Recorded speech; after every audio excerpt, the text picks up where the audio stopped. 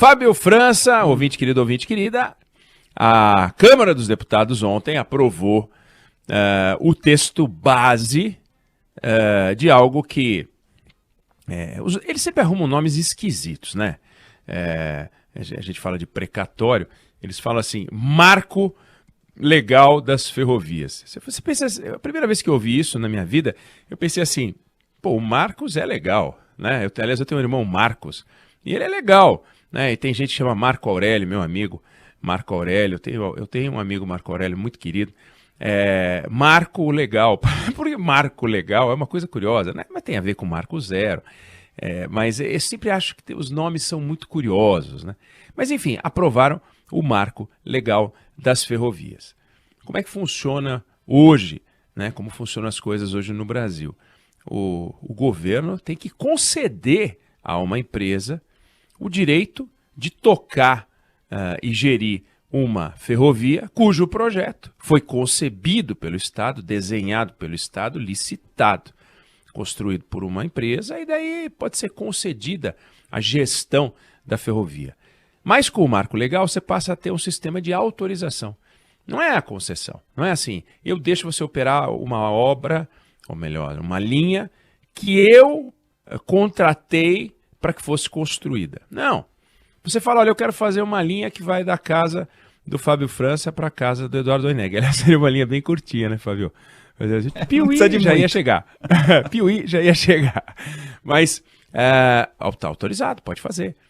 Claro, a empresa tem que fazer todos os estudos ambientais, tem que fazer tudo, mas pode construir por autorização, né? Simplifica, é bom. É uma novela, porque isso é um troço que está enrolando há um tempão, mas está caminhando. Agora começou a caminhar com a demora de sempre. A gente fica, quando vê uma história como essa, a gente fala, poxa vida, finalmente a gente vai tentar resgatar com um pouco mais de intensidade um setor que foi um setor muito importante por 70 anos, de meados do século XIX até o início do século XX, anos 20 ali, era uma coisa muito importante, ferrovia. Daí começa a entrar em colapso, o Brasil vai fazendo e fortalecendo a sua opção rodoviária, a indústria automobilística vai crescendo, florescendo, e hoje, o resultado, a gente tem mais ou menos 30 mil quilômetros de ferrovia, mas explora um terço disso. Tem um pedaço importante que está completamente abandonado. Não significa simplesmente pegar esse pedaço abandonado e botar para rodar. Não, é realmente construir novos trechos. E, no entanto, quando a gente vê a forma como a gente usa o sistema ferroviário, a gente só transporta 15% da carga nacional por ferrovia. Se a gente tirar daí minério, é muito pouquinho, porque minério é o grosso do transporte ferroviário hoje no Brasil, né?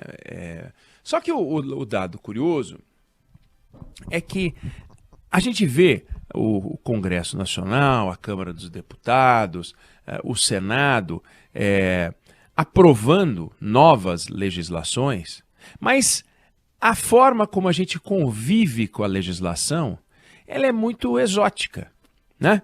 Então, por exemplo, existe uma ferrovia vital para o Brasil, chamada Ferrogrão. E ela ela cruza a cidade, ela sai da cidade de Sinop e vai até Pará. Pois essa Ferrogrão passa por um parque, mas ela passa por um parque numa área marginal do parque.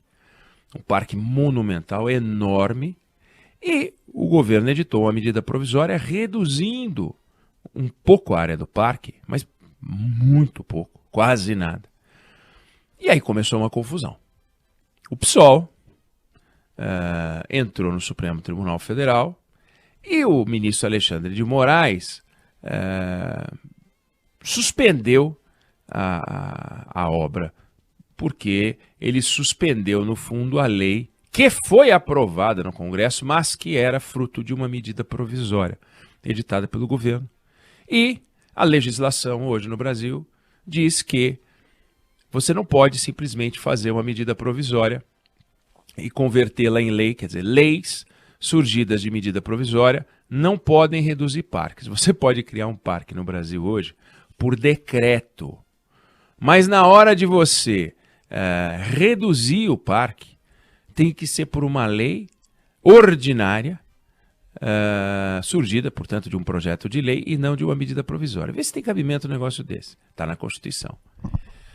Não ocorreu a um deputado, a um senador mudar isso? Não ocorreu ao Congresso Nacional que o Brasil precisa de progresso e que se foi com medida provisória ou se foi com projeto de lei, que diferença faz? Porque a medida provisória vale por 120 dias, o Congresso tem que aprovar, porque se não aprovar, não vira lei. Ele aprovou, virou lei. Aí entra o PSOL e diz: essa lei aqui ela é inconstitucional, porque ela é fruto decorrente de uma medida provisória, não decorre de um projeto de lei, e, portanto, houve uma redução do parque, que haveria por projeto de lei igual, mas não tem valor porque não foi projeto de lei.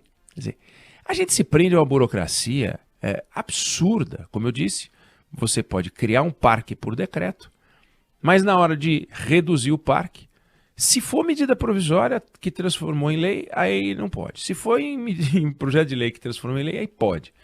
Como é que um país vai andar assim? Bom, se fosse uma discussão ambiental pura e simples, paralisando a ferro-grão, você poderia dizer: nossa, que coisa nobre, né?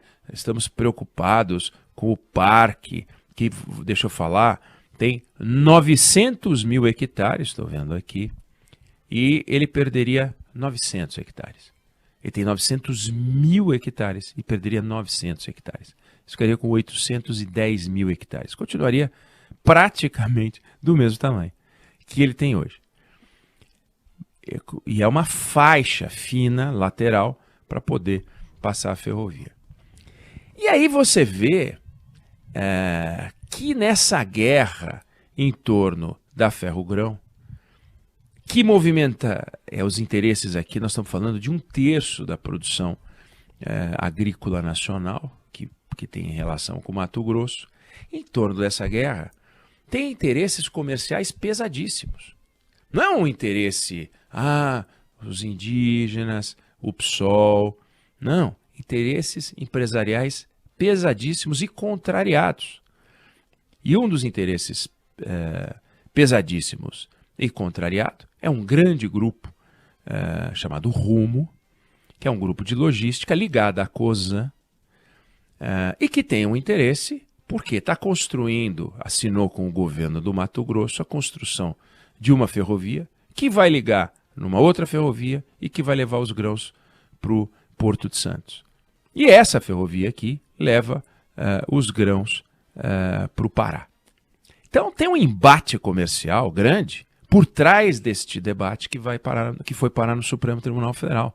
Não é a fofice ambiental, a ingenuidade ambiental, é de se perguntar quais são os interesses e quais são as relações envolvidas por trás dessa ação que foi parar no Supremo Tribunal Federal e de que maneira, né, os interesses comerciais e os interesses políticos se entrelaçam nessa guerra de bilhões, nessa guerra de interesse de bilhões.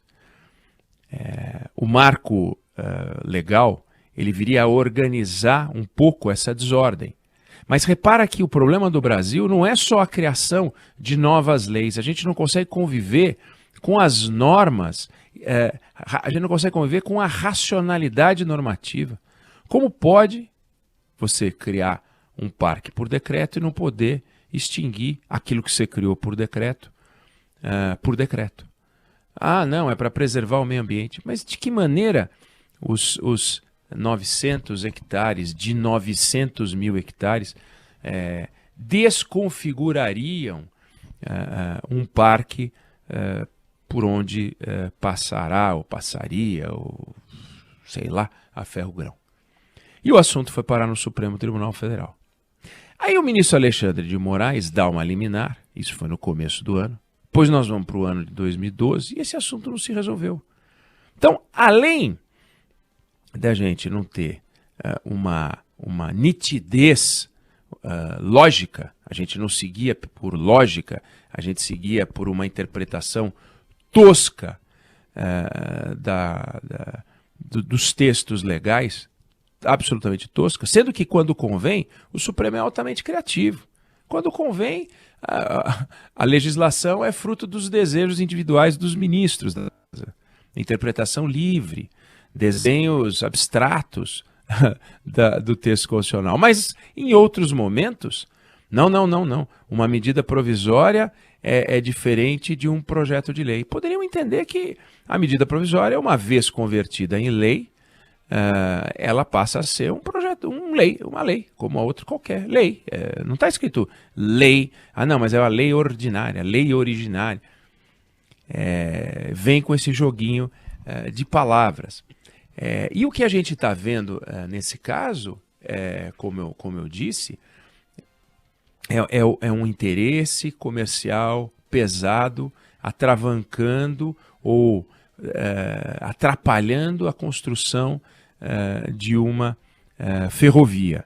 Portanto, a gente tem um embate que está atravancando o Brasil. E quando a gente vai olhar, está lá o ministro do Supremo Tribunal Federal servindo, sem que saiba com absoluta certeza, aos interesses de um grupo empresarial que tem interesse, claro, na paralisação, na interrupção dessa obra. Porque a obra que o Grupo Rumo assinou agora para fazer é uma obra por autorização, exatamente nesse modelo do marco legal, do novo marco legal, que vale no Mato Grosso, mas hoje não vale no Brasil. E um dos riscos, a Rumo é uma empresa cotada em bolsa, né? Hoje ela está valendo a ação R$18, já valeu R$21. E uma das análises do cálculo de risco da companhia é justamente o aumento de concorrência no Mato Grosso. Ela não quer. Hoje ela é uma empresa que, com as assinaturas, se esses projetos que ela tem andarem, vai se transformar numa empresa monopolista, cuidar do escoamento da produção agrícola do Mato Grosso, só de 1/3 da produção brasileira. É um negócio de interesses contrariados. O Brasil precisa, portanto, não é só produzir nova legislação, esse marco é muito bem-vindo, mas nós precisamos fazer uma faxina para estabelecer uma segurança jurídica clara, para a gente poder avançar.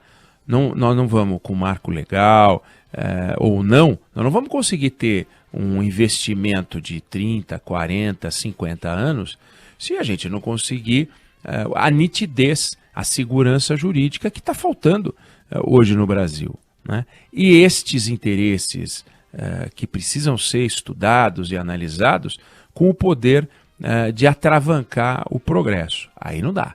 A gente está acostumado a ver o Estado atravancando o progresso, mas quando a gente vê iniciativas como essa e por trás a mão de grandes grupos, é preciso que isso seja analisado com muito cuidado, porque senão o Brasil fica atravancado também por uma ação nociva e muito perigosa. Chamar atenção, portanto, para um ponto extremamente positivo, que é o avanço do marco das ferrovias, a retomada das ferrovias, que tem 20 anos no Brasil. Hoje a Rumo é líder em concessões do Brasil, é uma empresa importantíssima, e tem outras, né? Tem investimentos da Vale, outras companhias muito importantes nesse setor ferroviário. O Brasil tem que avançar muito por aí, mas tem que abrir os olhos, porque tem guerra comercial, como tem guerra no campo das telecomunicações, como tem guerra no campo das concessões rodoviárias, como a gente vê guerra no setor farmacêutico, como a gente vê guerra no setor de petróleo. Nós não podemos deixar que surja um controlador, né, que tenha poder de comandar o processo legislativo ou o processo judiciário ou manobrar o progresso do Brasil. Então temos que ficar muito de olho em cima disso. Vamos ver como é que o Supremo Tribunal Federal vai resolver a Ferrogrão. Tem que liberar ou não vai liberar? E o Congresso Nacional, diante de uma eventual não liberação do Supremo Tribunal Federal, não fará nada? Não fará uma mudança legislativa para que parques possam ser reduzidos também por medida provisória? Basta o Congresso Nacional derrubar a medida provisória e o parque não é reduzido. Simples assim. Não é que a medida provisória tem uma força de um decreto e que o Congresso Nacional não pode mexer. Então tem um nó aqui. Ele não é um nó infantil, não é um nó ingênuo, não é um nó dos adoradores da floresta, não é um nó daqueles que querem o meio ambiente preservado, porque todos querem o meio ambiente preservado. O Brasil precisa do meio ambiente preservado, mas o Brasil precisa produzir, o Brasil não pode parar de produzir. Então, se o Brasil ficar com essa de que para tudo, enquanto lá fora todo mundo põe tudo para andar, aí nós estamos muito fritos. Está aí um assunto para a gente conversar amanhã, né, Fábio, com o nosso Aldo Rebelo. Eu acho que vale muito a pena a gente colocar isso na roda para conversar com ele, porque ele é uma pessoa muito... Aliás, ele falou da Ferrogrão quando a gente conversou. Acho que vale muito a pena a gente colocar esse assunto para ele. Olha lá, o marco legal foi aprovado, começa a andar. Agora, como é que está essa guerra comercial, né, por trás das ferrovias? Está aí um assunto para a gente explorar com ele amanhã.